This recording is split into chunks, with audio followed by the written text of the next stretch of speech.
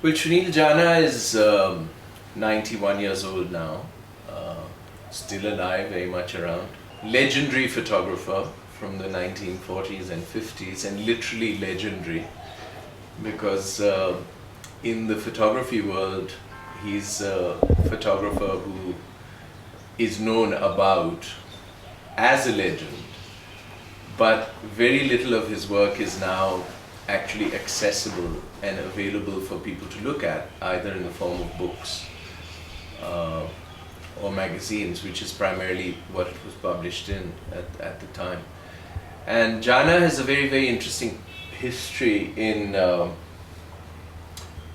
photographic history, both in Indian photography and actually world photography history, because he starts out as a young student in Calcutta, coming from a upper middle class background. He's studying in Presidency College, he's studying English. In the 30s, he joins the Student Federation of the left and gets involved in left-wing politics in the university at the time. He has been given a Rolleiflex, a Rolleicord camera, twin lens reflex camera by his uncle. So he's making pictures, he's an amateur photographer, he's a talented photographer. Janah meets P.C. Joshi, who's the General Secretary of the Communist Party of India, and of course this is the time when the party is banned by the British. So all the communists are underground. Underground in the sense that they are not, their activities are not public activities, and they can't hold public meetings, they can't publish their manifestos or their work in public. In 1943, after the war breaks out, the communists ally with the Allies against fascism in Europe. So at that time, the ban on the communists is lifted by the British.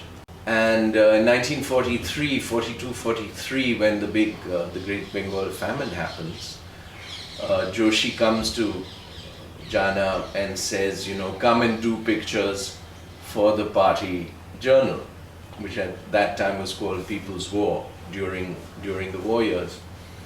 So he and Janah travel through Bengal, what is now East Bengal, up to Chittagong, etc., making pictures of the effects of the famine, which at that time was not known about, particularly in the rest of India, because the British had, had clamped down on any information of this unfolding tragedy, partly because they were also responsible for it, because it's now famous as a man-made famine, because there were actually enough food grains to feed the people, but they had been diverted for the war effort. And as Janah writes, the British had burned all these barges which carried the grains across those huge rivers in the Bengal Delta. So these pictures that Janah made actually made him hugely famous, because they shocked the country. And it was those pictures that the whole country saw, and also outside, because through the international left, these pictures were sent all over the world, printed as postcards. The postcards were sold to raise money for famine relief efforts. So the 1943 episode makes Janah very famous as an image maker and a photographer. Janah becomes unique because Joshi takes him to Bombay, he joins the commune, he stays in the commune, and from his own writings of that period, it's actually very interesting, because you realize how important the cultural figures were to the party at the time, because the commune has a handful of leaders who are staying in one building, and then there's another building kept for the cultural workers who were also involved in the newspaper. So you have people like Kaifi Azmi, Ali Sardar Jafri, who are editing the Urdu versions of the paper, You have great Hindi writers. Sumitra Nandan Pant was not in the newspaper, etc. But these people are editing and writing the different language journals of the party, and actually all living together in one building in Bombay. And they were, they had a very small allowance, which Janah says is like cigarette allowance. But they had food because there was a kitchen, they had a place to stay. And he would get, money for film expenses, processing, and this work was being used in the party journal. And unusually, there was Chitto Prasad, the artist, graphic artist, printmaker, who did these wonderful drawings either on party programs or of the peasantry or of labor all over India. And Janah and Chitto actually had traveled together when they did this work on the famine with P.C. Joshi and Kalpana in 1943. Because of this work, Janah had become very well known as a photographer in India. At that time he was, I would say, probably the best known photographer in the 1940s, the mid-40s. So those 4 or 5 years that he was with the party in Bombay were crucial years in his work. Janah, early on, as a youngster from Bengal, is a conduit between the left, which was underground, and the Congress party. And he would carry letters and messages because he said he looked like a schoolboy, even though he was a little older, but he looked like a schoolboy. So the British intelligence, the Indian government intelligence, wouldn't focus on him. So he would take letters to the left wing of the Congress party, which of course at that time was Nehru. Nehru headed the left faction within the Congress.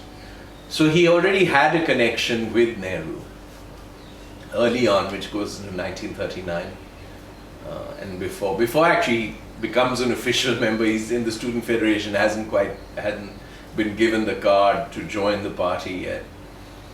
So the Congress party, knowing Janah's skills and knowing him, because he's unusual in that he's a photographer, but he's actually a political worker. He happens to be a photographer. And so he's involved in political action, in meetings.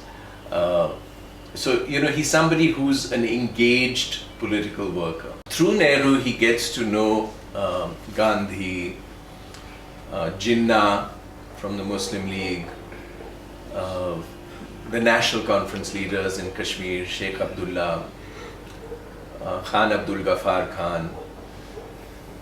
So they keep calling up Joshi saying, can we get Janah to come and photograph our, proceedings in our conferences, our meetings, which he does. And he photographs Gandhi extensively in the 1940s, very beautiful portraits. And he gets to know Gandhi very well also, and he writes about that. And it's very interesting because these are, young communists who have huge issues with Gandhi. And there's an episode he writes about where in Harijan, somebody had written something scurrilous about how the left was living in the Bombay commune. So they go, he and Mohan Kumar Mangalam and a few others go to confront Gandhi and meet Gandhi. And it's an interesting episode he writes about, because he says how Gandhi immediately says that, I'm not sympathetic to you as communists. But he's very open about that. But he also says that if there is something which is false in the newspaper, I'm not going to let that pass. And Janah talks about the fact of how, even though ideologically they have differences with Gandhi, but he respected the man. And the man had an aura and a personality which was very saintly. So he follows Gandhi, through India on numerous occasions.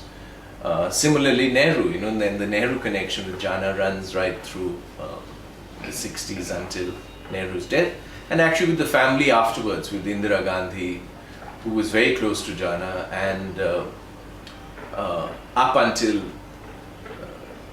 the sons grow up and Rajiv marries Sonia and then has his own children. So those, the photographic connection runs through the generations with the Nehru Gandhi family.